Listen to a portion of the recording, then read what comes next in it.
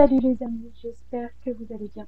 On se retrouve aujourd'hui pour une vidéo un peu différente de ce que j'ai l'habitude de vous proposer. Ce n'est pas une vidéo création. Aujourd'hui, c'est plutôt une vidéo un peu plus technique sur comment imprimer ces photos à la taille que l'on veut lorsqu'on fait un mini-album un peu avec des dimensions atypiques et qu'il nous faut des petites photos, en tout cas pas des photos au format standard 10 par 30, 10 par 15, pardon.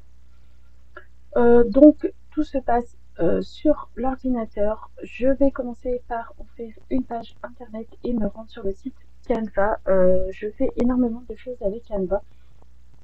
Et c'est vrai que pour imprimer les photos à la taille que je souhaite, c'est ce qui m'est le plus facile à faire car j'utilise des feuilles A4, du papier photo A4.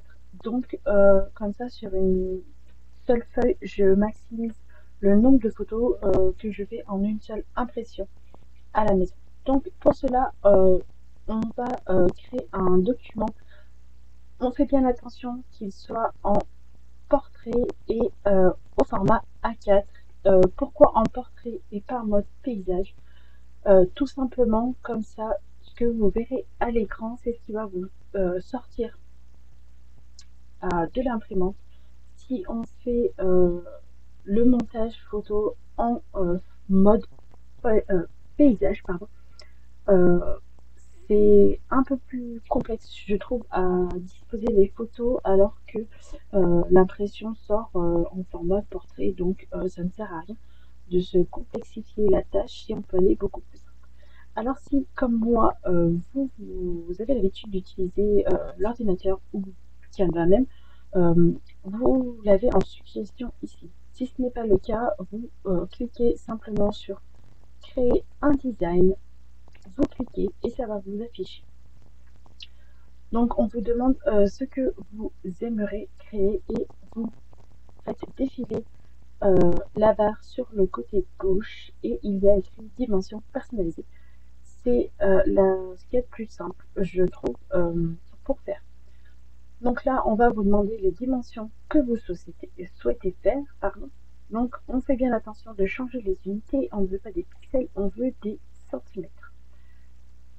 La largeur d'un format A4, c'est 21 cm et la hauteur, c'est 29,7. Et vous voyez que ça nous met des suggestions, mais ça, on n'a pas du tout besoin. On fait créer un design. Et ça va nous créer un design au format A4. On a l'impression que c'est beaucoup plus petit, mais n'ayez crainte, c'est vraiment un format A4. Il est simplement réduit. Le zoom est réduit. Donc, une fois qu'on a notre feuille au format A4, on va venir insérer des cadres. Pour cela, on va cliquer sur éléments et on va venir écrire cadre. Une fois qu'on a écrit cadre, ça va nous sortir toute une liste de cadres. Si vous voulez des formes un peu plus spéciales, vous pouvez, mais en général, moi je choisis la forme, le carré. Si vous voulez des designs un peu plus fantaisistes, vous verrez, il y en a plein d'autres. La technique s'adapte à tous les cadres, bien évidemment. Ça, c'est selon vos goûts et vos choix si vous souhaitez un bord plus arrondi ou un format divers et varié, ou un effet un peu grunge comme celui-là.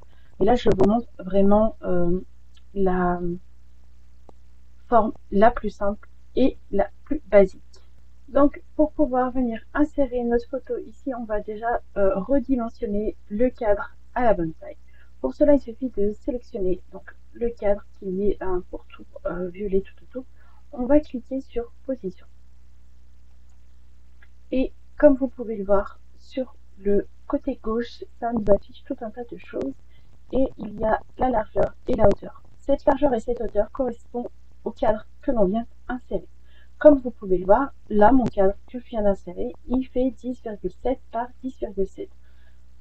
Si vous souhaitez des photos carrées, vous pouvez laisser comme ça. Si vous voulez moduler, il suffit de venir changer. Par exemple, si vous voulez une photo de 16 cm par on efface ce qui est écrit avant, on écrit 7. On clique sur Entrée et comme vous pouvez le voir, ça nous a redimensionné notre petit cadre.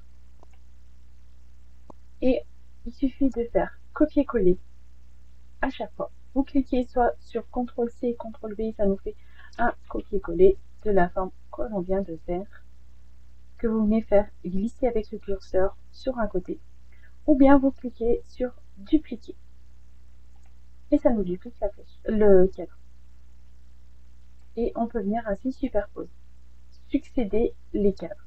La prochaine étape, c'est de venir insérer notre photo à l'intérieur du cadre. Pour cela, on se rend sur les onglets qu'il y a sur notre gauche. On vient cliquer sur Importer. On va devoir aller chercher les fichiers, les photos dans le dossier où elles se trouvent. On clique sur Importer un fichier et on va venir sélectionner les photos dont on a besoin. Et ça va venir charger nos photos. Donc là, j'ai pris plutôt une sélection de photos paysages pour vous illustrer ce petit tuto. N'hésitez pas aussi, si vous voulez vous rapprocher de ce format A4, vous pouvez venir jauger comme ça avec le zoom. Vous voyez, moi je suis ici à 34%. Vous pouvez faire glisser le curseur pour augmenter la taille du pourcentage et vous verrez ainsi un peu plus les détails et vous comprendrez un peu plus la dimension que prend le petit tuto. Pour venir insérer donc les photos, on vient cliquer sur une photo. Vous voyez, ça me le met en bas et plutôt dans une taille assez grande, j'ai envie de vous dire. Et pour cela, on va venir prendre la photo. Vous voyez, j'ai sélectionné la photo et on va la faire hop, glisser dans un cadre. Et je me retrouve avec une photo au format de 5 par 7 et totalement cadré. Il n'y a rien d'autre à faire, c'est ultra simple. On prend une deuxième photo, on refait pareil, on la sélectionne et on fait basculer dans le cadre suivant. Et comme vous pouvez voir, j'ai ma photo parfaitement cadrée. On peut également, si on souhaite, faire la même chose pour toutes les autres. Mais si on s'aperçoit que c'est un format trop petit, pas adapté à ce qu'on a fait, on sélectionne notre photo, donc notre cadre à l'intérieur de notre photo et on vient cliquer sur position autre. Encore, si vous n'avez pas position, là, vous cliquez sur les trois petits points. Vous vous retrouvez avec les dimensions pour pouvoir changer. Et on va pouvoir venir ainsi adapter nos dimensions, comme vous pouvez le voir. Ça m'a agrandi la photo. Alors du coup, là, le cadre qu'on a mis à côté nous gêne, bien évidemment. Et il suffit simplement de sélectionner le cadre et de basculer. Voilà. Donc, une fois qu'on a fait ça, on peut venir glisser notre dernière photo dans notre petit cadre. On peut aussi se servir de Canva pour faire quelques retouches photos assez classiques avec la version gratuite de ce site internet. Il suffit de cliquer sur modification et ça va nous apparaître tout un tas de filtres d'ajustement que l'on peut faire à notre photo si on souhaite améliorer la qualité, la luminosité, les contrastes, tout ça. On peut cliquer sur ajuster et s'amuser avec les températures, les teintes, les luminosités. Ça, c'est quelque chose d'un peu plus technique si vous vous y connaissez. Si vous n'y connaissez pas grand chose, vous pouvez cliquer sur ajustement automatique et ça nous ajuste automatiquement les températures, les teintes, les contrastes, la lumière, bref, tous ces paramètres de notre photo. Si vous ne voulez pas, on les enlève. On peut très bien venir appliquer un filtre. Et parmi la sélection de filtres, vous faites votre choix et vous pouvez voir qu'il y en a énormément à notre disposition avec la version gratuite. On peut se faire plaisir. On peut, une fois qu'on a appliqué le filtre, on peut varier l'intensité du filtre si on veut qu'il soit faible ou au contraire à son maximum. On peut rendre la photo avec un ton un peu plus vintage. Vous voyez, ça peut être super sympa à avoir une photo avec un rendu totalement différent. Pareil dans les noirs, comme vous pouvez le voir, on peut super bien s'amuser. Ça, c'est si vous voulez perfectionner ou adapter votre photo. Alors, ce serait bien que j'enlève mon filtre par contre. Voilà, aucun filtre. Hop, on retrouve la photo naturelle. Et une fois que j'ai fait ça, en fait, eh ben, je viens remplir à mon maximum la page. euh, C'est-à-dire que je viens optimiser la feuille quand je lance l'impression. Donc là, pour le tuto, je vous ai illustré ça. Mais bien évidemment, quand je fais un album, j'ai beaucoup plus de photos que 4 et j'essaye de les optimiser sur, sur ma page. Et comme ça, lorsque j'imprime, en fait, j'en ai une multitude. On peut en rentrer quand même pas mal sur une feuille A4 selon la taille que l'on souhaite. Et c'est quand même un gain de temps génial. Et il suffit juste de venir redécouper. Après, vous n'êtes pas obligé de les coller les unes aux autres. Vous pouvez très bien laisser un espace, si vous le souhaitez, entre chaque photo pour que la découpe se fasse plus aisément, ou si vous voulez tout simplement laisser un bord blanc à votre photo, il n'y a pas de souci, ça aussi ça s'adapte très facilement. Vous voyez, il suffit de déplacer le cadre. C'est vraiment quelque chose de facile à prendre en main et j'ai envie de dire très personnalisable et on peut l'adapter à n'importe quel projet. Là, pour vous illustrer, j'ai pris une forme de cadre classique, mais on peut venir très bien s'amuser avec d'autres types de cadres. Je vous montre ça. Donc, pour s'amuser un peu plus, on peut prendre des formes de cadres un peu plus originelles. La dernière fois, j'ai fait un mini-album et j'ai pris en forme de cadre, en espèce de dôme, et je vais essayer de vous la retrouver. C'était plutôt sympa à faire quand on a ça varie le style de cadre. Vous voyez, il y a des formes avec des timbres, déjà des cadres en forme de diamant. Est-ce que je vais réussir à le trouver? Alors, peut-être que si j'écris cadre, je sais pas comment. N'hésitez pas à taper ce que vous recherchez. Vous voyez, j'avais pris un cadre comme ça. Il y en a même avec des bordures. Si vous le souhaitez, vous voyez, ça vous met une petite bordure. Euh, Pareil, on peut venir redimensionner, il n'y a pas de souci. On clique toujours sur position et vous voyez, on vient adapter la taille que l'on souhaite. Donc là, on me met que je ne peux pas choisir en fait parce que c'est comment vous expliquer, c'est un ratio en fait. Dès que je mets une largeur, ça va automatiquement ajuster la hauteur. Je ne pourrai pas toucher cette hauteur. Faire attention à certains modèles. Le ratio est bloqué. Comme vous pouvez le voir, là, il y a le petit cadenas, il est verrouillé, donc on ne peut pas, on peut seulement ajuster soit la largeur, soit la hauteur. Vous voyez, en largeur, j'ai mis 8 cm, ça m'a automatiquement mis la hauteur à 13,56. Si je fais l'inverse, je mets une hauteur, par exemple, à 13 cm, et que je clique sur Entrée, ça va m'ajuster la largeur à 7,67. Je ne peux pas modifier les deux paramètres dans ce genre de cadre. Donc, si c'est un cadre qui ne vous convient pas, c'est pas grave. Essayez de chercher autre chose qui vous convient et dont vous pouvez changer la largeur et la hauteur. Vous voyez, j'ai sélectionné celui-là qui est plus simple. Il n'a pas donc de contour, comme vous pouvez le voir. Et si je le sélectionne et que je viens cliquer sur position et que je regarde au niveau de la largeur et de la hauteur, le ratio est ouvert. Je peux venir le changer. Donc, je vais vous montrer que si je clique sur 8, je peux venir ajuster la hauteur, par exemple, à 9 cm. Et vous voyez, je me retrouve avec un cadre un peu allongé en forme de dôme.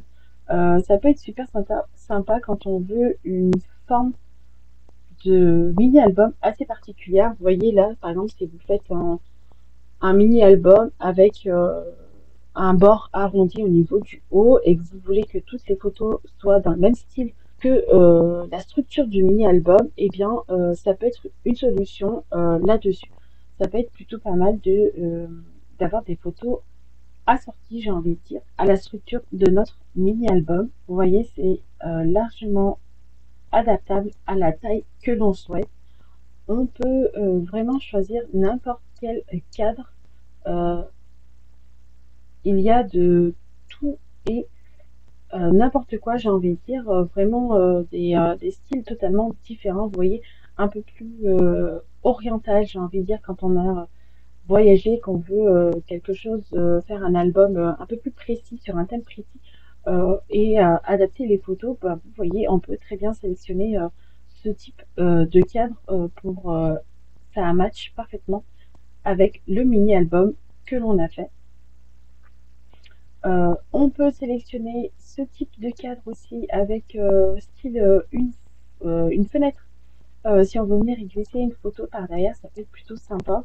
Euh, je, je trouve ça assez sympa. Vous voyez, on vient glisser la fenêtre par derrière et on a une photo comme ça avec le paysage et la fenêtre. Donc une fois qu'on s'est amusé à disposer les photos sur notre feuille A4, on va venir enregistrer donc le document sur notre ordinateur pour pouvoir l'imprimer. Donc je vous conseille de l'enregistrer au format PNG pour une meilleure qualité. C'est un type de fichier destiné à tout ce qui est illustration pour avoir un meilleur résultat possible à l'impression. Donc on va venir cliquer sur partager et on va cliquer sur télécharger. Et à cette étape-là, vous voyez, ça nous met normalement automatiquement PNG. Si ce n'est pas le cas, vous cliquez sur la flèche et vous sélectionnez PNG. Vous voyez, il y a d'autres types de fichiers selon ce que l'on veut faire, mais vraiment le top du top, ça va être de l'enregistrer en PNG. Et le reste, on ne touche pas, on va venir sur télécharger. Ça va nous enregistrer le fichier dans notre ordinateur, comme vous pouvez le voir. Pour cela, il suffit de réduire l'onglet et de se rendre dans les documents. Et une fois qu'on a enregistré notre dossier, on va aller le chercher. Alors moi personnellement, il se trouve dans la section téléchargement. Comme vous pouvez le voir, il se trouve ici. On a le résultat qu'on avait à l'écran, c'est exactement le même. On va cliquer, on fait un clic droit puis imprimer. Et là, c'est important de faire quelques paramètres, je trouve, si vous ne savez pas. Donc, je vais un peu vous expliquer comment moi je procède pour faire mes impressions et qu'elles soient de bonne qualité. Donc là, je sélectionne le format du papier, donc je sélectionne le format A4. Je sélectionne la qualité d'impression, donc je veux que ce soit une qualité d'impression supérieure. Je sélectionne le type de papier que je vais utiliser, donc en fonction si c'est du papier photo ou un papier classique lorsque je fais d'autres impressions. Donc là, si vous voulez faire des photos à la maison, vous avez pour un meilleur rendu pris du papier photo. En général, il est glacé et on vient laisser tel quel et on lance l'impression. Et ce que vous verrez à la sortie, c'est ce que vous avez à votre écran. Il n'y a pas de surprise à ce niveau-là. Et vous aurez des photos à la taille que vous souhaitez pour réaliser votre mini-album. J'espère que ce petit tuto vous aura plu. Si c'est le cas, n'hésitez pas à liker, à partager et à t'abonner. Et je te dis à bientôt pour une prochaine vidéo. Bye bye!